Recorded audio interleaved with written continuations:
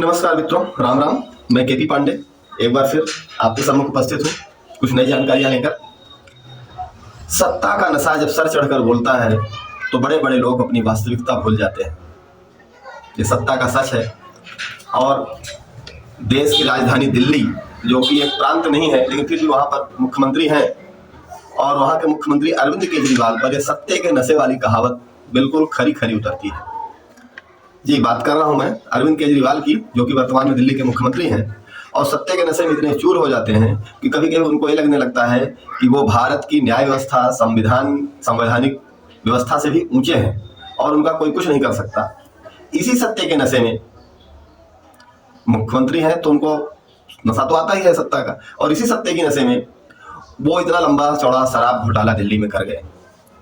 अब शराब घोटाला कर गए और उनको लगता था कि सरकार मेरी है तो कौन पकड़ने आएगा, लेकिन वो शायद भूल गए कि वो दिल्ली के मुख्यमंत्री नाम के हैं, अधिकार तो मुख्यमंत्री वाला उनके पास है नहीं, और संवैधानिक रूप से भी दिल्ली राज्य है नहीं, वो तो केंद्र शासित प्रदेश है।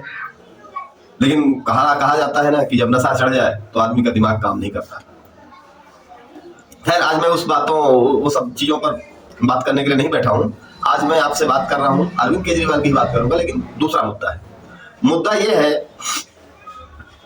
कि अरविंद केजरीवाल ने नरेंद्र मोदी की शैक्षणिक डिग्री को लेकर झूठ बोला था, और वो झूठ एक दो बार नहीं बोला, हर बड़ी बड़ी सभाओं में, मीटिंगों में वो नरेंद्र मोदी जी की डिग्री को लेकर झूठ बोलते रहे कि उनकी डिग्री फर्जी है, किसी यूनिवर्सिटी से नहीं पढ़े लिखे हैं। और उनको चूंकि मालूम था कि नरेंद्र मोदी इतने बड़े आदमी हैं, वो मेरे खिलाफ तो कोई केस करेंगे नहीं, और अगर नरेंद्र मोदी जैसा व्यक्ति जो कि आज ग्लोबल लीडर है वो केजरीवाल के पीछे पड़ता है तो केजरीवाल की प्रतिष्ठा अपने आप बढ़ जाएगी। बदनाम ही सही, लेकिन नाम तो आएगा ना। तो उनको लगता था कि दोनों स्थितियों में अपना फायदा है। नरेंद्र मोदी की डिग्री को लेकर हम उनका दुष्प्रचार करेंगे, अगर वो हमारे पीछे कोई रिपोर्ट करते हैं, मानहानि कुछ करते हैं, तो भी उनका ही फायदा रहेगा। और वो, आप एक चीज तो जानते हो, अरविंद केजरीवाल माफी नंबर 1 है। उनकी सिंपल सी चीज रहता है कि एलिगेशन लगाओ, किसी के ऊपर आरोप लगाओ, और तब तक आरोप लगाते हो जब तक वो रुष्ट ना हो जाए, और जब रुष्ट हो जाए तो उससे हाथ जोड़कर माफी मांग लो, और माफी मांगने के बाद केस खत्म। लेकिन यहाँ उन्होंने एक बहुत बड़ी गलती कर दी। वो नरेंद्र मोदी के खिलाफ तो बोलते ही रहे, उनकी डिग्री को लेकर भी बोलते रहे, लेकिन उन्होंने 2 कदम आगे बढ़ गए और उन्होंने जिस यूनिवर्सिटी से नरेंद्र मोदी जी ने अपनी शैक्षणिक योग्यता प्राप्त की है, गुजरात विश्वविद्यालय, वो गुजरात विश्वविद्यालय तक को भी लपेटे में ले लिए और उसके ऊपर भी आरोप लगाने लगे। इससे हुआ क्या कि गुजरात विश्वविद्यालय ने अपनी वेबसाइट पर नरेंद्र मोदी की डिग्री को डाल दिया कि भैया, हम एक आदमी का जिनको देखना है वो देखो, नरेंद्र मोदी हमारे यहाँ से पढ़े थे, उनकी ये डिग्री है, उन्होंने वेबसाइट पर डाल दिया। अब हुआ क्या, इसके बाद भी मतलब गुजरात विश्वविद्यालय के बारे में बोलना केजरीवाल जी बंद नहीं किए। गुजरात विश्वविद्यालय रुष्ट होकर, परेशान होकर गुजरात के ही एक अदालत में केजरीवाल के विरुद्ध मानहानि का मुकदमा दायर कर दिया। मानहानि का मुकदमा दायर हो गया, और जब अदालत ने केजरीवाल को सम्मन भेजा उपस्थित होने के लिए, तो उन्होंने जो तर्क दिया वो भी बड़ा अजीब तर्क है, आप सुनेंगे तो हंसेंगे। उन्होंने तर्क दिया कि चूंकि मैं दिल्ली का एक मुख्यमंत्री हूं, और मुख्यमंत्री होने के नाते पब्लिक सर्वेंट हूं, और पब्लिक सर्वेंट को तब तक न्यायालय में उपस्थित होने के लिए बाध्य नहीं किया जा सकता जब तक कि उसका कोई कॉम्पिटिटिव अथॉरिटी परमिशन ना दे। अब आप समझ रहे हैं क्या है। अरविंद केजरीवाल दिल्ली के मुख्यमंत्री हैं, और अरविंद केजरीवाल को अगर किसी कोर्ट में उपस्थित होना है तो जब तक अरविंद केजरीवाल अपने आप को, स्वयं को आदेश नहीं देंगे, तब तक वो नहीं जा सकते। अब उनके जो वकील थे, दिल्ली सरकार के जो वकील थे केजरीवाल के, वो गुजरात कोर्ट में गए और उन्होंने तर्क दिया। उस तर्क को सुनने के बाद वहां के जज ने जो वक्तव्य दिया वो सुनकर आपको और भी अजीब लगेगा। वहां के मेट्रोपॉलिटन मजिस्ट्रेट जो एसजे पांचाल हैं, जहां पर इनका केस चल रहा है, उन्होंने कहा कि चूंकि अरविंद केजरीवाल ने मुख्यमंत्री रहते हुए या मुख्यमंत्री के पद से संबंधित, सरकार से संबंधित कोई ऐसा वक्तव्य नहीं दिया जिस पर उनको ना बुलाया जाए। ये उनका पर्सनल व्यक्तिगत आरोप है, और इस व्यक्तिगत आरोप के लिए उनको बुलाया जा सकता है। तो अब आप समझ जाइए कि क्या हो रहा है। केजरीवाल को गुजरात के मेट्रोपॉलिटन मजिस्ट्रेट एसजे पांचाल की अदालत में अब उपस्थित होना पड़ेगा, अपना तर्क रखना पड़ेगा।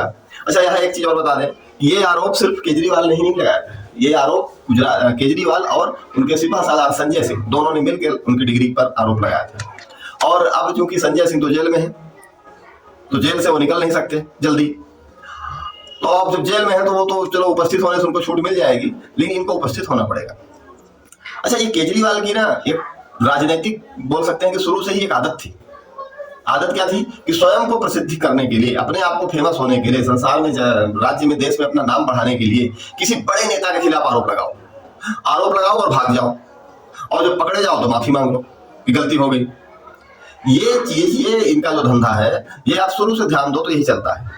जब ये मुख्यमंत्री नहीं थे तो वहां की दिल्ली की मुख्यमंत्री शीला दीक्षित थी, उनके खिलाफ इतने सारे आरोप लगाते थे, भर भर के बॉक्स, भर भर के कागज पत्थर ले जाते थे कि ये दिल्ली की मुख्यमंत्री शीला दीक्षित के खिलाफ आरोप है। और वो कहते थे कि जिस दिन मैं शपथ लूंगा उसके दूसरे दिन शीला दीक्षित पर FIR होगी और वो जेल जाएंगे।